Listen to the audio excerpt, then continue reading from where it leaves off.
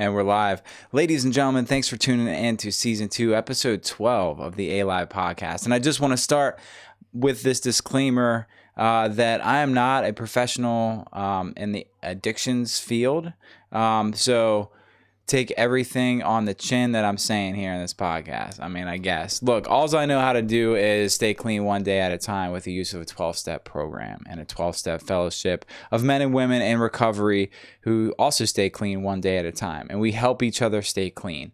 And, that's why I say, like, what may work for me might not work for you. So if you hear something that you can relate with, great. Just don't compare yourself out. You know, if you need help, reach out to somebody. And with that, I want to welcome this guest on the podcast.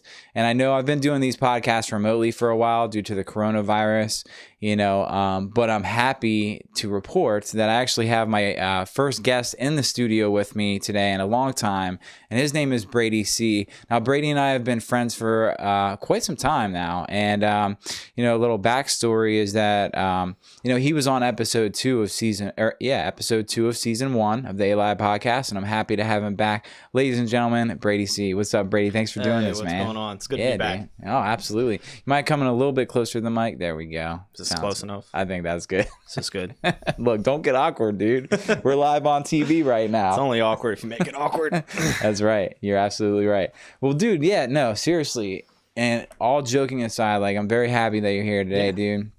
It's an honor. Good to see you. You too, man. It's good to see anyone really in these days, this day and age. But yeah, dude, we've been able to establish a pretty close friendship in the past couple of years in this process together. And, it's an honor to have you here in my home today. It's an honor to have your son here and your girlfriend. And they're upstairs watching the podcast. Are live. they? Well, maybe not. Maybe they're like, you know what? Maybe Anna was like, you know what? I've had enough of Brady for a while. Let's just hang out for a little bit. I don't want to hear his bullshit anymore. No, I'm kidding. Just for I'm an hour. Kidding. Yeah. Nice peace and quiet. Right. I'm only kidding. And the whole reason I said that is obviously because of the quarantine. We've been, kind of locked in our houses over the past couple of months. And it's been a wild time, man. What's the ride been like for you, dude? God, it's been a very slow ride. Yeah. As I just feel like time is going by so slow. And what we were talking about before this was the inability to talk correctly and use grammar because we're not talking to people.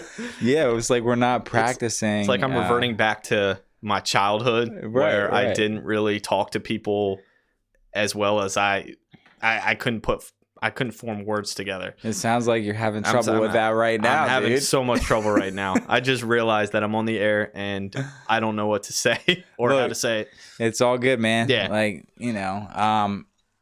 it's just been a really interesting time.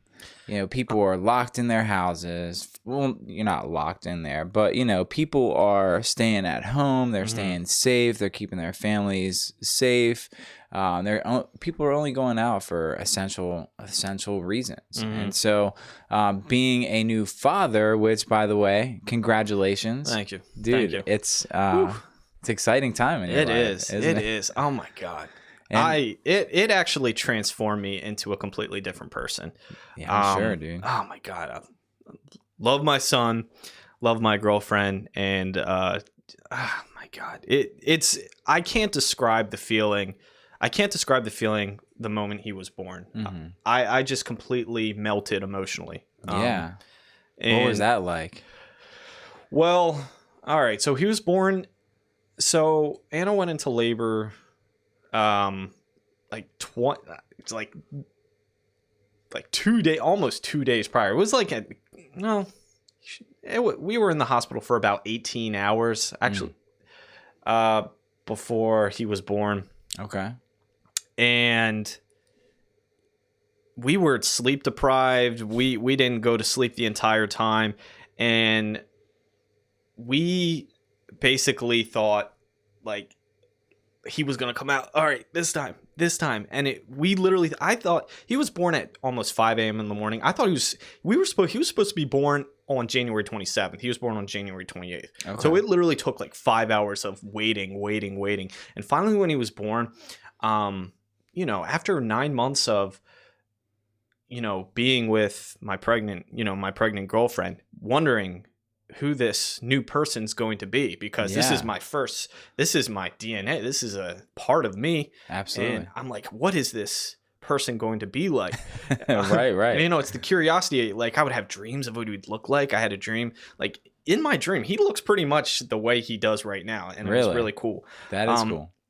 But just when I first heard him cry, holy shit, like everything disappeared. It was just me and her and that sound of a baby crying. Yeah. And a mix of sleep deprivation and that moment just made everything just like everything worth it. You were really in the moment, I'm sure.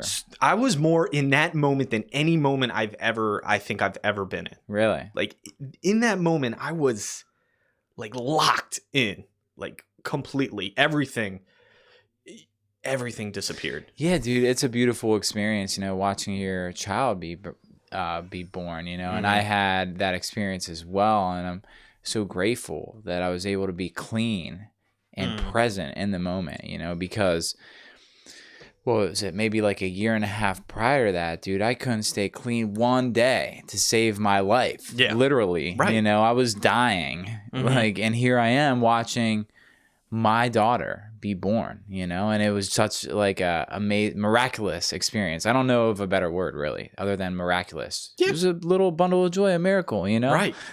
And now I'm honored to say I've been able to stay clean to watch her grow into a 13-month-old little girl, and it's wild, the whole process. And you were talking before the podcast a little bit about how, the stages. You called it a leap, I think, right? Yeah. So what do you mean by that, though? Oh, okay. It's like a stage? Yeah, they're like leaps of where a baby progresses. Like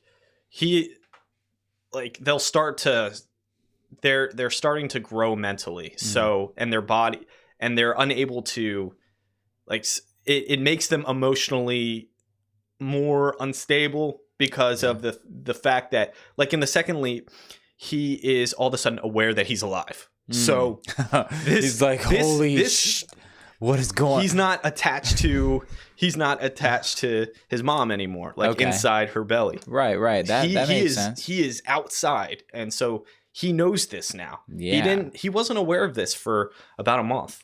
Okay. Now, are you reading a book that you're getting these charts. Leaps? Oh, charts. Yeah. Okay. And we have it's apps. like, yeah. And I've heard about the apps for it. Yeah. Okay. That's cool, man. And with each leap, as he starts to grow mentally and physically, this comes with clinginess, crying, lack of sleep, mostly clinginess. And it's just a tiny bit more extra work than if he wasn't going through a leap. Sure. But it's cool to watch. It's cool to watch as he slowly learns new things, like rolling over or putting his hand in his mouth or playing with the toy or laughing. Sure. These and just going back to what you were saying about the fact that we're clean today.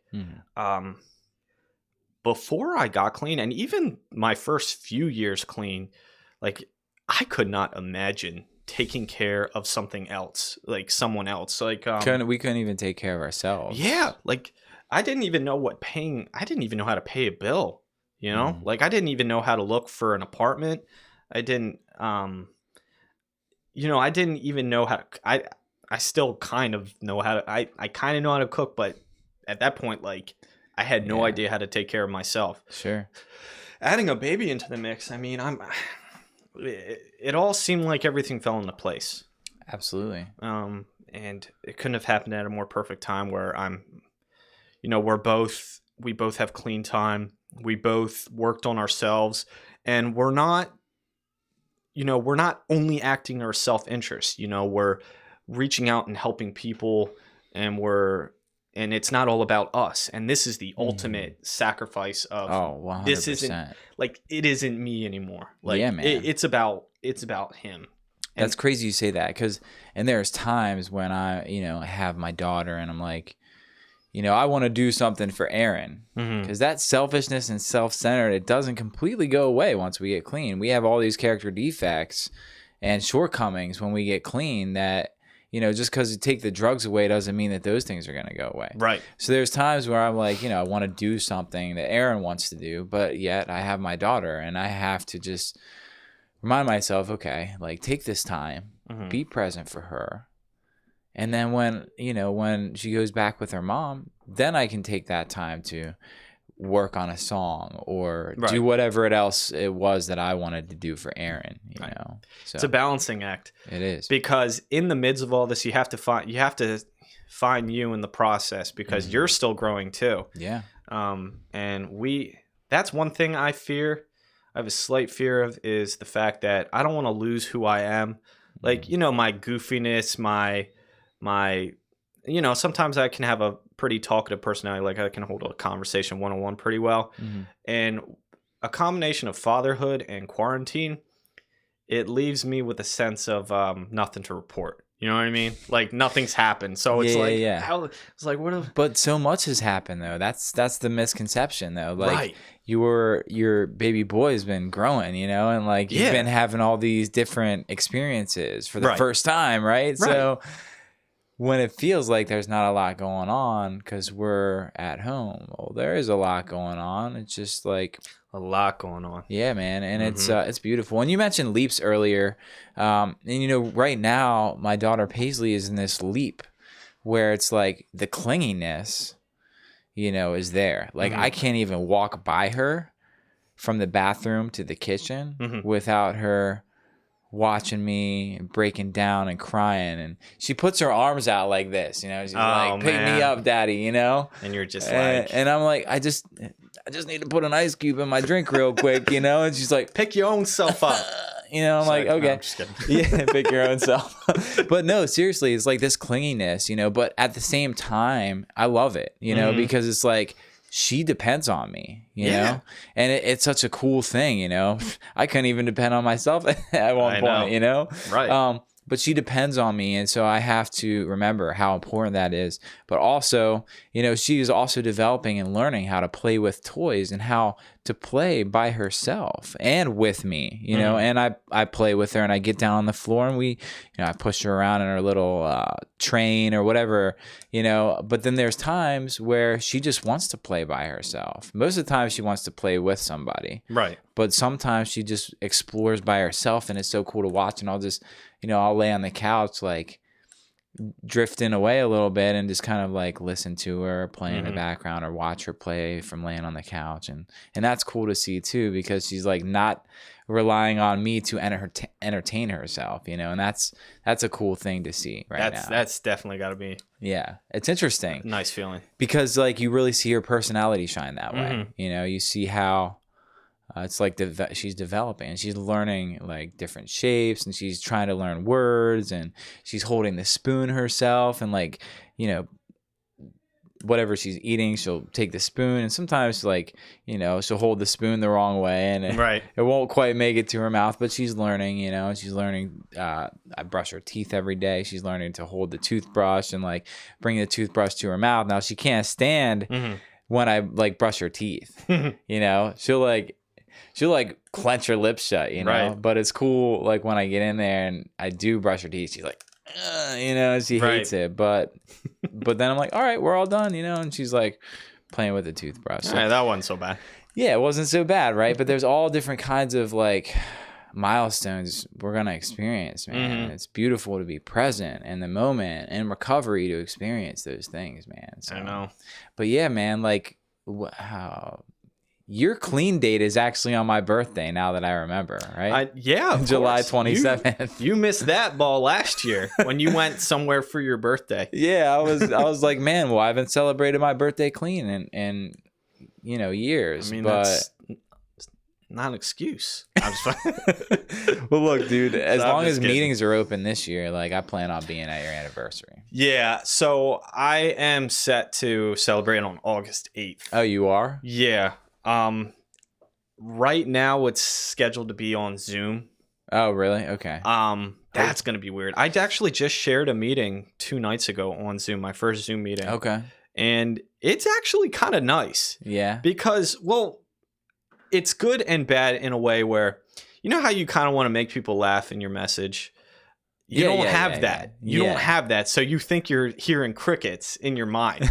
But at the same time, you can't really see their reactions either. Correct. So it's kind of strange because it's almost as if you're talking to yourself. Well, I find what I like to do when I'm like sharing in a meeting on Zoom, I like that feature. I think it's called gallery view, where you can see everyone in the room on one screen. Now, I don't know if you're using. Oh, I didn't you might know be you could using. do that. Yeah, I just see 3 people. Well, you can on a computer. Maybe on a. I never do Zoom on my phone, so maybe it's just a feature on the computer. I'm not sure. Maybe, but you can see like it's like.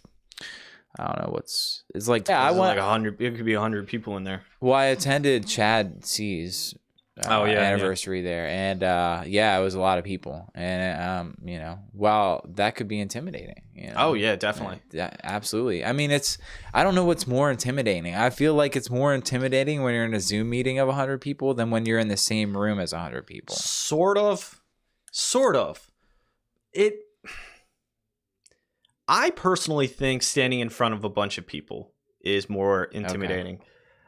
Probably because I'm looking at everybody's reaction. Like I'm looking at people that might be in my own mind judging me because I said something stupid. Yeah. You know, especially when I give out Chad's virtual medallion.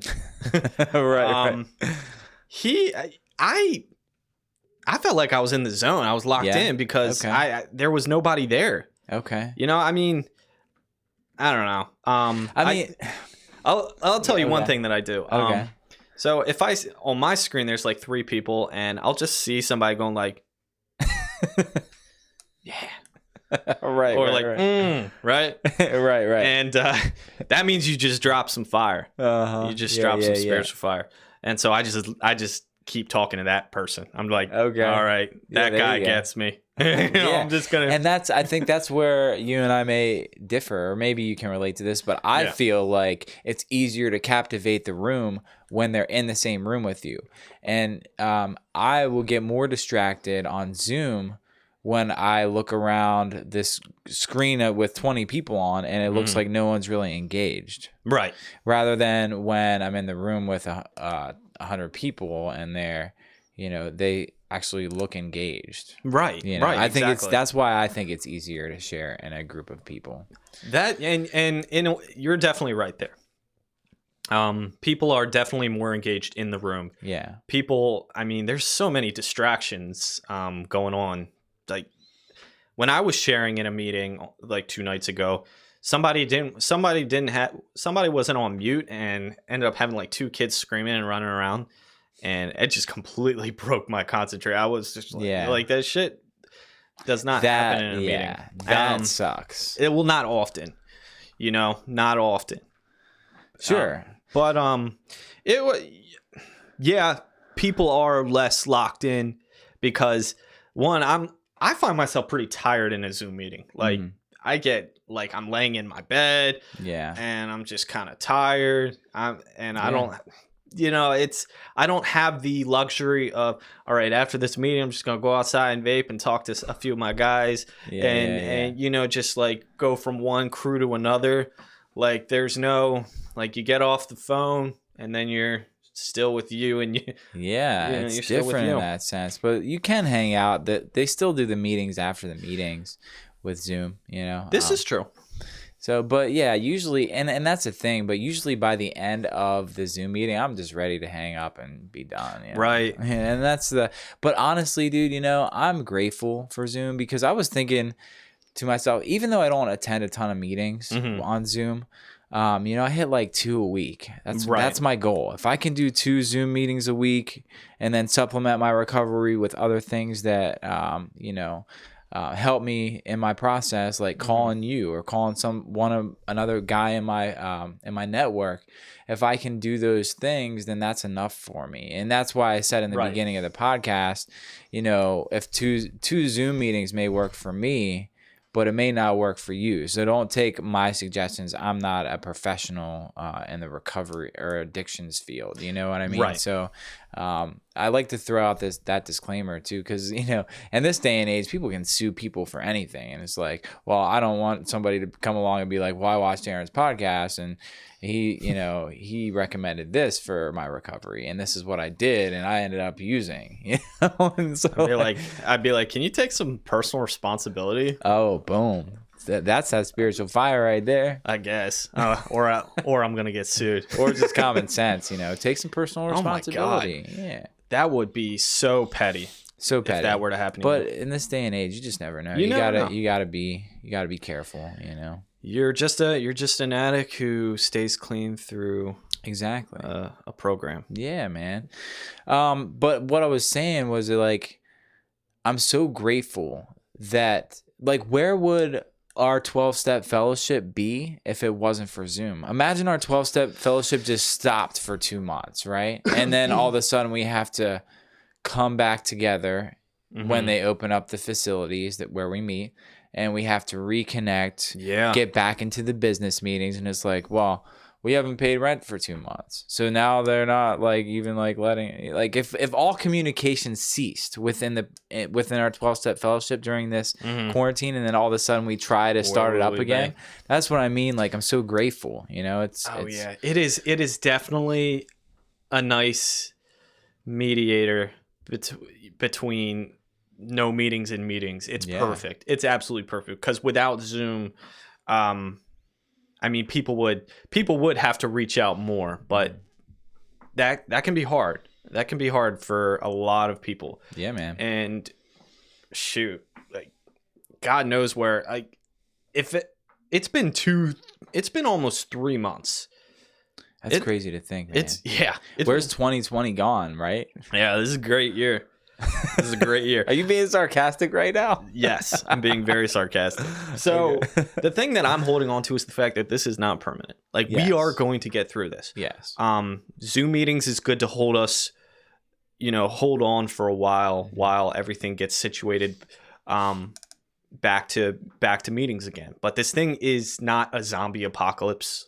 It's going to, people are going to recover from this, and by that time, it might be 2021. Yes, that feels like forever from now, but shit, 2020 felt forever for me when I first got clean in 2013. And I'm still, everybody's still here. We've built new relationships, and we're gonna look back at this and be like, remember that year? Right. That was a shit year, but you know what? 2021, not so bad. That's true. Hopefully. Yeah, you never know. It could get a lot worse before it gets better. This is just the beginning. They just lifted the quarantine. It'll be interesting to see what happens. It really will be. And I just I hope that it gets better. I hope that same. Sooner than later. It will get better. It's just a matter of when, right? Right. And in the meantime, there are other things that we can do. We just got to do them. That's the hard part. In a meeting, when you're in a meeting, you've made that decision to sit in that meeting. So for that hour, you are locked in. But when you don't have that, then you have to call people. Then you have to pick up your step work. Then you have to. Yeah, it's interesting, man. And I'm sure this doesn't have to do with the actual quarantine, but I had an interesting experience yesterday. So I went, my girlfriend and we went up to Pennsylvania, my old stomping grounds, to take the kayak and the stand-up paddleboard out on the lake, right? And we went out 2 different times yesterday. The first time we went out for maybe an hour, and then we came back because we packed a picnic and we got the boats out of the water and we ate at the picnic table by the lake. But when we were pulling the kayak and the stand-up paddleboard out of the lake and dragging them over to the picnic table we were gonna sit at, it was interesting. Some guy got out of his car, right, and raced right past us to the picnic table and sat down. I was thinking to myself, dang, couldn't he see that we were trying to sit there? We were dragging our boats. through the grass man. to sit at that particular picnic table. And I think he knew that, but he wanted to sit there. So he raced us there. The interesting thing about it was I knew the guy. And when he looked up at me, he was like, "Oh, what's up, dude?" You know, it was kind of awkward because I think bet it was. I think he didn't like really. He didn't milk that one. But the thing of it is like, I knew him from my recovery prior to like getting clean this time around. I knew him from a 12-step fellowship that we participate in, and he didn't look good. So it was awkward when I looked up. I was like dragging my kayak, and I looked up, and he's racing past me, and he's like, "Oh, what's up, dude?" And it was like this awkward, like, "Oh, I'm gonna beat you to the picnic table" thing. Mm-hmm. But I don't think he realized that he knew me, But then when we made eye contact, and he was like, "Oh shit, now I feel like a dick."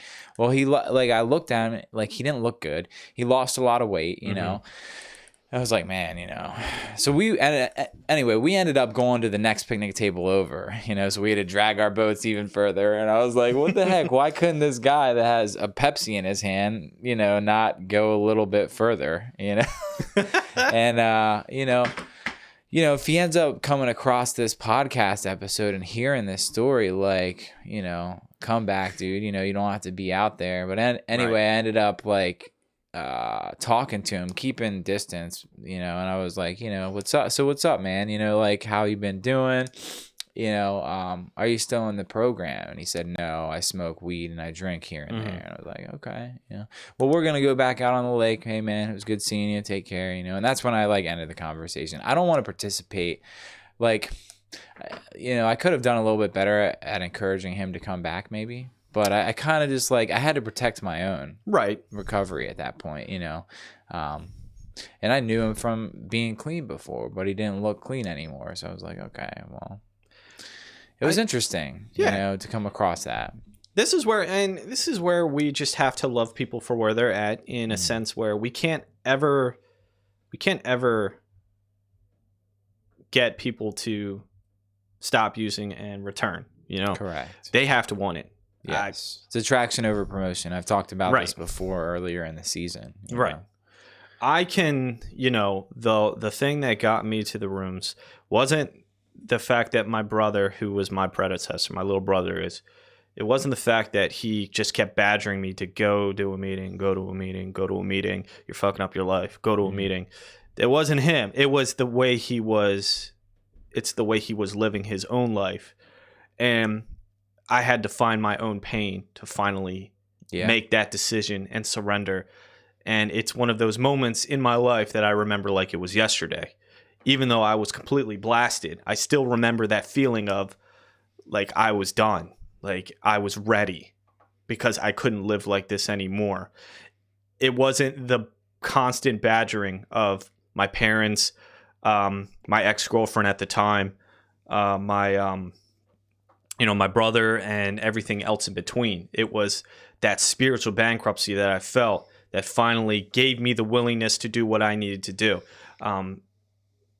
If you were to come across me on a kayak and I was smoking weed and drinking, I would have dabbled and say, yeah, I smoke weed here and there, and I drink. Have a good day. Yeah. Yeah. But if at any point you were like, dude, you should come to a meeting, I could. If I wasn't willing, I'd probably be like, okay, just to kind of, maybe just as planting that seed, like, hey, and maybe just asking him, hey, are you still in the program? Maybe that was enough to plant that seed, you know. But I like kind of told him, like, because he had seen me like when he was clean before, and I was up in PA. He would see me come in and go out of the rooms, get 30 days here, get 30 days clean there, 90 days, whatever. But I was able to tell him, like I've been living in Maryland for 2.5 years now, and I have a 1-year-old daughter, and I work in finance, and life's good, Right. Maybe that was enough, because it's attraction over promotion. I can only tell somebody to come to NA. That's promotion, right? This is true. But if I say like, hey, if he can see it in my aura or whatever, by what I'm telling him, like, hey, this is how my life changed. If he can see that by example, maybe that's more like promotion. So exactly. Yeah. Just the whole people do have an aura about them when they first get clean. When you witness somebody who was using for a long period of time and then they have their head held high. I was talkative. I was hopeful.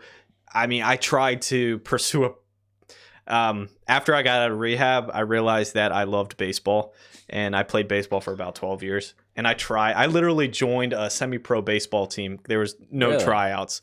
No tryouts.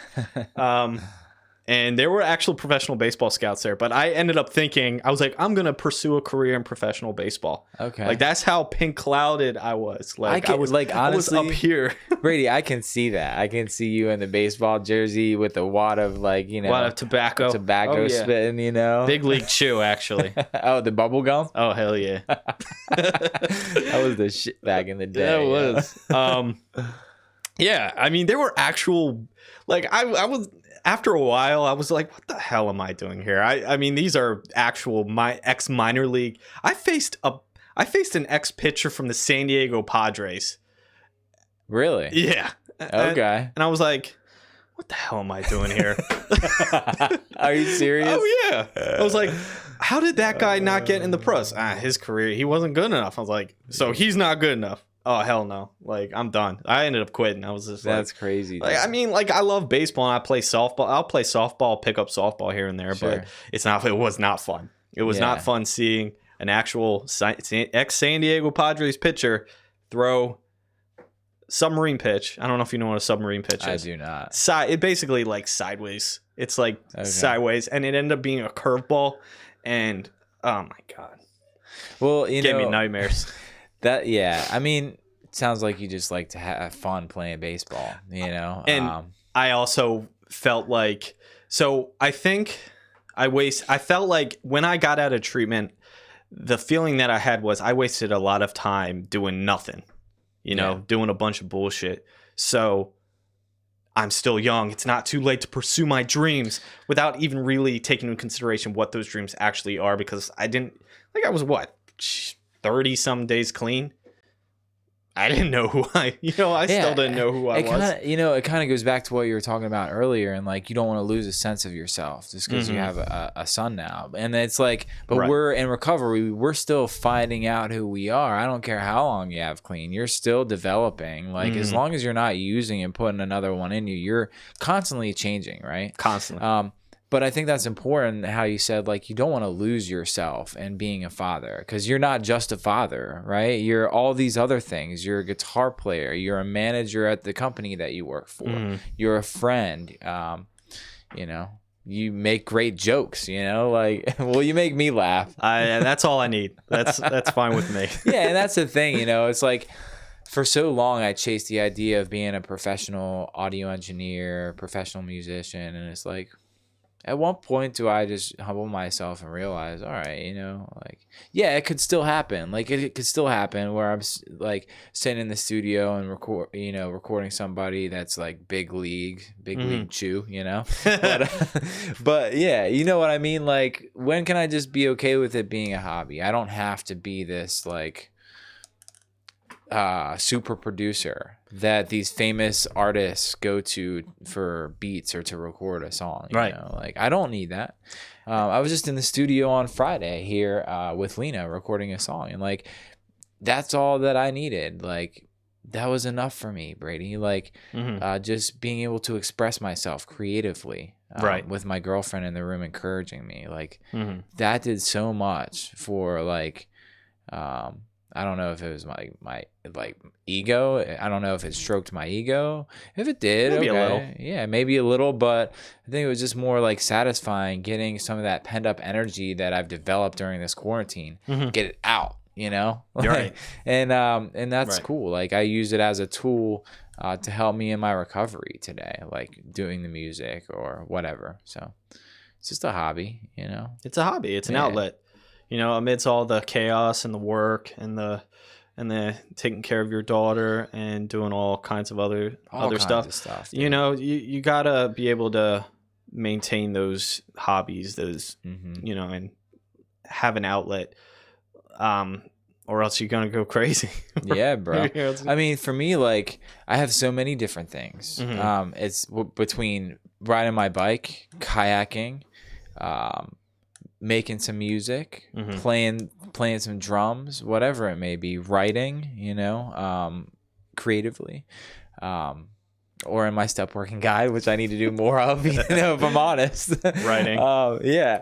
But there's all these different things that make me who I am, and don't just stop those. And sure, I have to make sacrifices like I talked about earlier. Like, okay, I have my daughter for the next 5 days.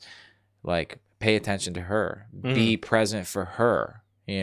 That's the most important thing, while still taking care of myself, maintaining my recovery. And sometimes that's what it takes.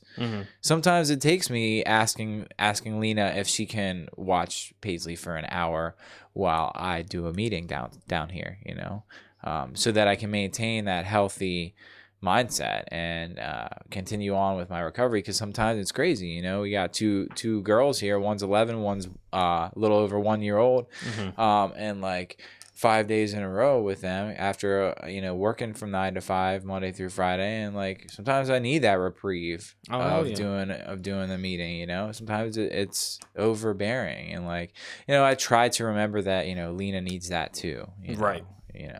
Fortunately, with her daughter, she she's entertains herself, so we don't need to constantly entertain her like we do with Paisley. So that's helpful. But yeah, man. So how long do you have clean now, Brady? I will have 7 years on July 27th. Dang, bro. 7 years? 7 years. Oh, Lucky man. 7. Yeah, and time goes by. I feel like each year goes by a lot faster. This has been a very unique year, because been in quarantine. Sure. And I'm a first-time father, and I turned 30. Dirty 30. You hear me? I know, right? Getting up there. Yeah, dude. I'll be 34 on your clean date this year, dude. I'm that's- fucking getting old, and I can feel it in my bones too, I bro. bet. It's I'm just kidding. It's not that old. It's not that old, but you know what? When you It's actually not old at all. I hope not. It's not old, no. But I do have to do and I don't all the time, but I do have to do things to maintain that feeling of being young. Right. In you the can't sense just eat Cheetos and no, right. every day and walk out the door anymore, or Correct. else you're going to end up being Yeah. you're gonna look unhealthy. Yeah, well, Or it's you're not gonna just feel looking unhealthy; it's feeling unhealthy. Like my bones ache now Right. when it's raining or whatever. My posture is not getting any better, so I have to maintain that good posture, which I suck at. I suck. My posture sucks. That's one thing that I want to focus on more. Got put your chin up. Put that chin up. That's about it. Yeah, you're good. Yeah. Fuck it. I think I'd rather slouch. Yeah. No, I'm just kidding. Slouching's better. It's just nicer. It's more comfortable when you're sitting, but when you're walking around and standing for a while, I don't know, my back hurts.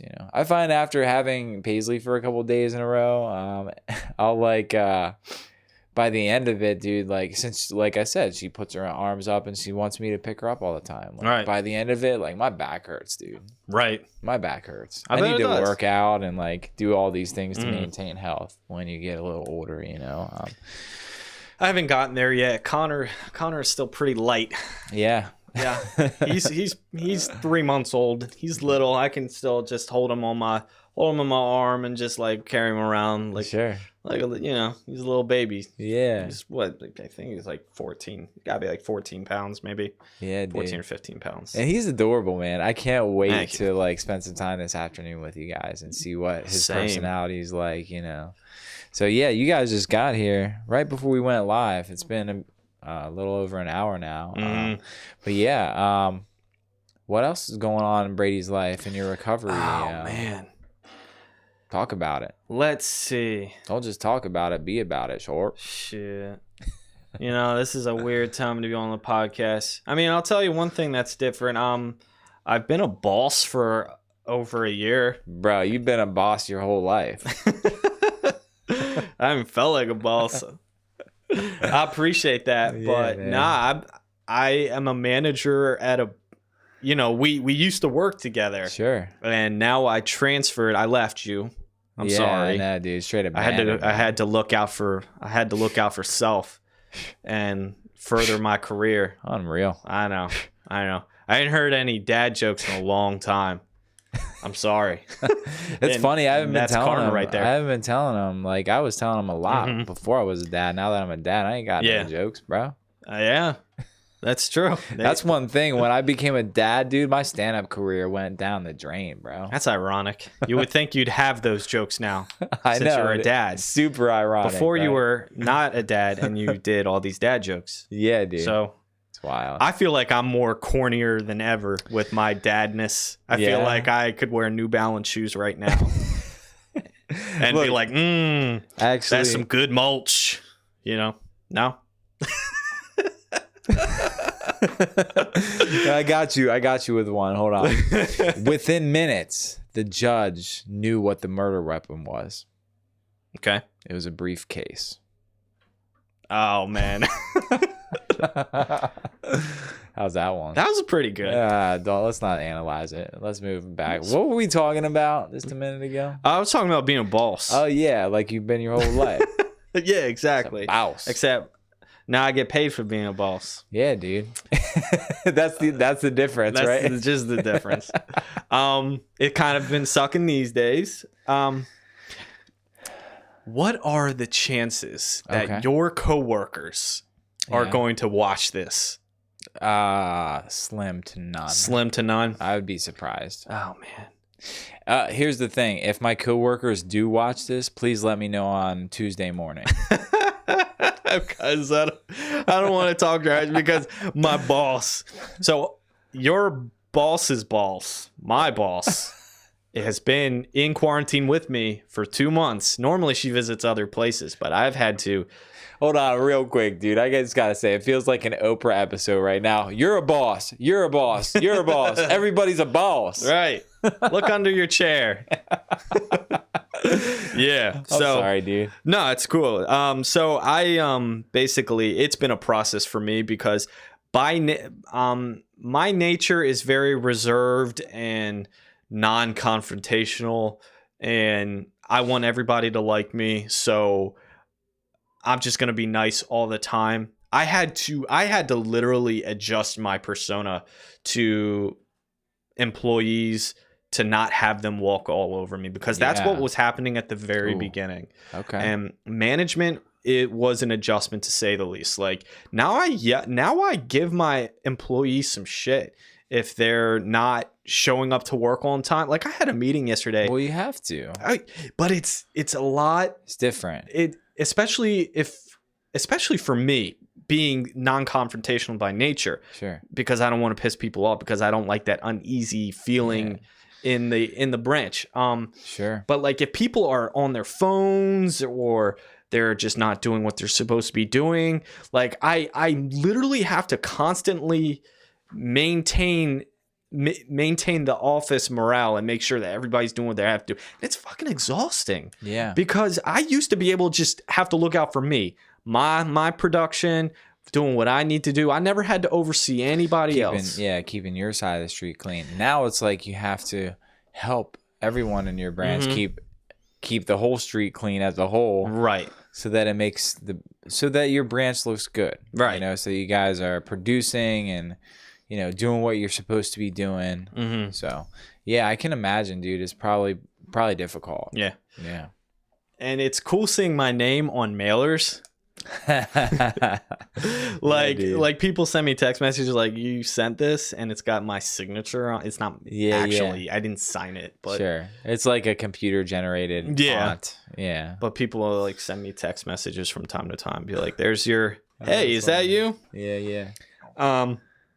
Yeah, but that's cool, man. Like I watched you develop into that role a little bit because from time to time I've been able to work from your branch where you're located now, and kind of see you in that role. Even though, like when I was there, I kind of like felt a little bit more relaxed. Yeah, I didn't feel as much under the gun. I'm like I'm working for my buddy. Right. Yeah, but I don't think I could work there full time because I bet you'd like it now.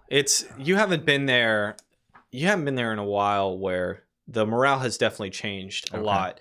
especially with, it's good that my boss is there to just kind of have my back.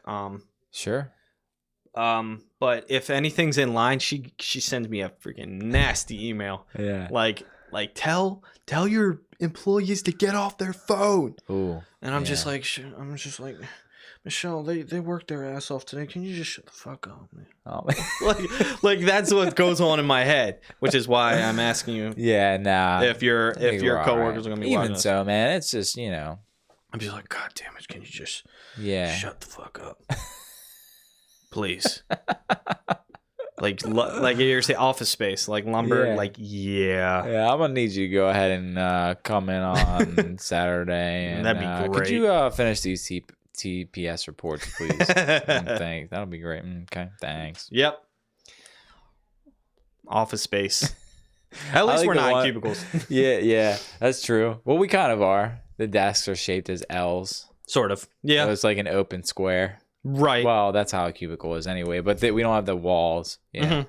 I like the guy from Office Space is like, have you seen my stapler? Oh, yeah. I mean, every time my employee wants to borrow my stapler, I'm always tempted to be like, don't you touch my stapler. Because and he's he's a kid. He's like 21 years old, and he's like, all right. Yeah. Nah, I'm just kidding. But he doesn't get it, but at the same time, he gets that I'm a human being and I'm not just a freaking manager robot. Well, and that's the thing too, yeah, that's exactly right. You're not, It's hard. That's hard to balance because you want them to be your friend too, and you want them to respect you. Sure. And so that's basically that's on a daily bit from I started out in the beginning of 2019, and I still have the job. I still haven't completely screwed up. Man, that's amazing. Dude. I know. I didn't think I'd make it this far. But basically I've had to balance out being in recovery, being a sponsor, being a father now, and being a good boyfriend too, and doing this. And the majority of my life is in this role as a manager, and I have to put on this I have to put on this hat, and it's not even a hat anymore. It's like become who I am. Yeah. And that's it's growing pains, I'm sure, that you went through developing into that. And just like everything that we develop into, right. I went through growing pains moving here, and kind of like, even just moving to Maryland from Pennsylvania, that was the biggest growing pain because I was, at first it started in a detox, getting clean and like getting the drugs out of my system. And then, moving to Maryland, like saying goodbye to my life, and saying goodbye to my family in close proximity and moving, out of state. Holy crap, this is scary. Now I'm really on my own. Now I really have to now I can't codepend on my parents to pick me up when I fall back, Right. And that's why when I did relapse in Maryland, after it was like 4 months, I only used that one night, and then I got honest the next day because I knew, man, if I used again, it was a wrap. It was a wrap, dude. And so now I've been blessed beyond my comprehension of how this program has worked in my life, dude. And there's so much more I can get from it. Right. And we can hit these roadblocks of complacency and just I'm comfortable where I'm at. This is good. I don't need to grow anymore.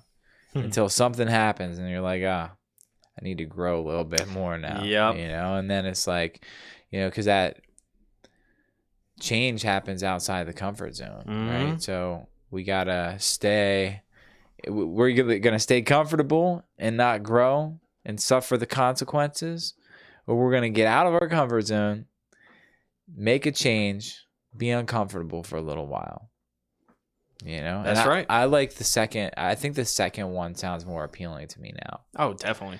Because I can suffer in the same spot for years. I did it with drugs. Man. But now I have to keep growing as my daughter grows because I have to keep up with her. Right. And that's the interesting part. I feel like it becomes easier as you continue to grow. Yeah, it does. I love the fact that a lot of the things that seem so scary to me when I first got clean don't seem scary at all. And I've learned to have faith that everything is going to be okay if I just dive right into a decision. Whether it's planning on buying a house or getting married or taking care of my baby, like or taking a new job, like these are things that are terrifying, but I think with growth and continue to make decisions and realizing that things are going to be okay as long as I don't, one, pick up, and two, do the right thing. Like, yeah, I may go through some pain, but I can revert back to times where I've gone through some pain and I've gotten out the other side, and realizing that nothing's permanent. So that's what I mean by going through things and changing and learning how to have it get easier over time because of constant action. Yeah. I would argue one of the things that you just said, though. Okay. When you said nothing is perfect. Well, it sounded good. You put it up and you wrapped it in a nice little package and said, here. And it sounded good, right? There it is. All right, lay it on me. What do you got? Here it is. Here's where I would argue with you in saying that nothing's permanent, because we can have permanent consequences from our actions, right? This is true. For instance, our children. Yeah. Right? So they're a permanent consequence of our action, whether that's good or bad. It's a good thing, of course, when we're talking about our kids. But I'm saying you could walk out in the middle of the street, get hit by a car, and be paralyzed for the rest of your life. This is true.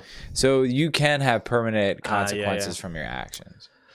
And maybe I should have. Well, no. I'm not arguing with what you said. I'm just pointing out something for purposes of this podcast and that disclaimer I threw out earlier when I said, what works for me might not work for you. I'm not a professional. Like, keep an open mind if you're listening to this podcast. That's all I'm trying to say. Like, don't think that because you get high today, you're not going to go blind tomorrow. I don't even know. That doesn't even fucking make sense. I'm just saying you can't. Well, you could get high. You could fucking take some acid and think the sun looks cool and then stare at the sun and go blind. Look, see how I wrapped that one together? There you go. Nice save, gift wrap right? present. Nice save. This podcast is getting weird now, dude. I think we need to about call it quits. But no, in all seriousness, still got 7 minutes, man. Yeah, don't stop now. Can't stop, won't stop. What else you got? Well, we got your son upstairs. I would love to show him off on the podcast. You think he'd be? I'm sure up for it. I mean, I don't know. You're. Look, you don't have to go get him. I think if they're watching upstairs, if you guys wouldn't mind bringing Connor down, Anna, if you wouldn't mind bringing Connor down, that would be. Should awesome. What should I do? Should I get up off this chair right now? You can swing around and go get him if you want. Yeah, it's up to you. I'll try and keep our guests entertained. All right. I'll try and play some tunes. No, I'll just talk about recovery. Go and grab Connor. Yeah, that'd be cool. All right. Be right back. That sounds good. See you, Brady. I'm just going to talk a bunch of smack on Brady while he's gone. So, ladies and gentlemen, let me tell you this story about Brady one time, right? No, I'm just kidding. No, but in all seriousness, I will talk about Brady and our relationship and how that's kind of developed over the years. And it's been really cool, Brady has been monumental in my recovery. He is a big part of my network. He actually, he helped me get the job that I've maintained in my recovery this time around for 2.5 years. I've almost been working for the company we both work for 3 years now. And he taught me how to be a productive member of society, not only in helping training me how to do the job that we do, but in the sense that he was a role model and a stamp of what a recovering addict looked like and how I wanted to participate in my recovery. He was that role model. He was that example that showed me how to live, and what he has still is attractive. He's a manager. I look up to him in a lot of ways. So that's a little bit about relationship with Brady, and he just walked in the door with his baby boy, and so we're gonna switch over to this view in a second. Yeah, man. Oh man, he is tiny, so adorable, dude. I just got like chills overcame my whole body, Brady, because I'm so proud of you. You know, seeing you as a dad, dude, it's different. Hey, it's nothing. It's nothing. Oh my gosh, look at him. What's up, little guy? Hey, welcome to the A.live podcast. Should I put my headphones on? Nah, you're Doesn't good. matter. You're good. Okay. Yeah, you're fine. You got little headphones for him? We don't have any headphones for Connor, but that's all right, man. He is adorable. So this is Connor. Yeah. What do you got to say, Connor? Let's get this microphone out of his face. Let's go like that. There you go. Oh, now he's gonna grab at it. Obviously. It's all good. Yeah, man. Like, he's super adorable. And he is awesome. I love this little guy. I bet, dude. It's cool. He's checking that microphone out, dude. I knew he was gonna want to. I don't know. It's kind of weird because it's like you don't want to electrocute him. Oh, But it won't. No, that won't happen. No. That won't happen. I just tested it out. Yeah. My fatherly instincts. appreciate that. Yeah. Man. No, he loves grabbing things and Sure. yeah, and it's cool to watch him. It's cool to watch him. Man. It's cool to watch him grow, and he's the best in the morning when he smiles all the time. Yeah. He's so happy to see you. Yeah. It's the best. I bet. It's hard to be mad at him too, especially when he's like crying at like 4 or 5 in the morning, and you're just like, this motherfucker. Yeah, it's hard. Like, I've experienced that, a couple times with Paisley, where it's like, man, I'm so tired. I just want to sleep. Just go back to sleep. Oh my gosh, But you're just grateful, and you got to just be there to comfort him in the middle of the night when he does cry. Oh my gosh, dude. I think he's found his calling. Yeah, he's found his calling. He's like, should I sing? Should I sing? Yeah, dude. Just wait till he's on the Tonight Show, later in his life. He'll be like, yeah, I did this when I was, when I was not even one yet. I wrote my first song when I was 4 months old. It's interesting, the concept of him being 0 years old right now. Mm-hmm. Months old, right? You said February 28th or January 28th. Okay, January, February, March, April, May. 4 months, right? A little over 4 months. Yep, May 28th he'll be 4 months old. Yeah. So that's an interesting concept. He's 4 months. So he's technically 0 years and 4 months, right? But I know I forget what nationality it is where they count a baby's initial birthday as 1 year old. I think it's China. Maybe. Like, welcome to your first year? Yeah. Like, you're 1 year old. It's your birthday. You were just born 2 minutes ago, but you're 1 year old. That's fucking confusing. Yeah, I forget what nationality it is. Lena and I were talking about this before. But somewhere in the world, it's like that. It's bizarre. Yeah, it is. I don't know. What you looking at? I see Anna in him right now. Yeah. Yeah. So do I. A lot of his mannerisms. It's Really? the best when, oh my God, the other day when we took him home Anna took him home from my parents' house because they were watching him all day, and she rolled up to the driveway, and I got to see him after my day home from work, and he had a rough day, and he made this face that like Anna makes when she has a rough day. Oh, okay. And it's the best. That's funny. Like it was like hey buddy, and he's just like Yes. I was like, oh, that bad, huh? It's gonna be better. Oh, it there gets you go. better, little guy. Yeah, he said something on the podcast. Yeah. Say something. Say something. Say something. Yeah. Well, dude, it's what is it? It's 11:58. It's about that time. I just want to thank everybody, all the guests for tuning in. I'm certainly grateful to have this platform to be able to talk about recovery and have my friends and people in my network come through and just share that message of experience, strength, and hope. And Brady is a shining example of that. I was talking a little bit about how, you really helped me learn a lot in early recovery about how to be a productive member of society, not only by helping me learn the job where we work at, but being that example of what an addict in recovery does on a daily basis, because I got to see you on a daily basis, and I really appreciate that. And I think that's why our friendship, or at least my perspective of our friendship, is so strong for me. And you know, it's really cool, man. I'm grateful to call you a friend. I consider you my family. Oh my gosh, Connor, can't wait to watch you grow, buddy. Oh, he just spit. Okay, ladies and gentlemen, thanks for tuning in to the A.live podcast. Tune in on Thursday for Desiree M. She'll be joining us. Ladies and gentlemen, have a great day. Enjoy Memorial Day. Peace. Awesome set.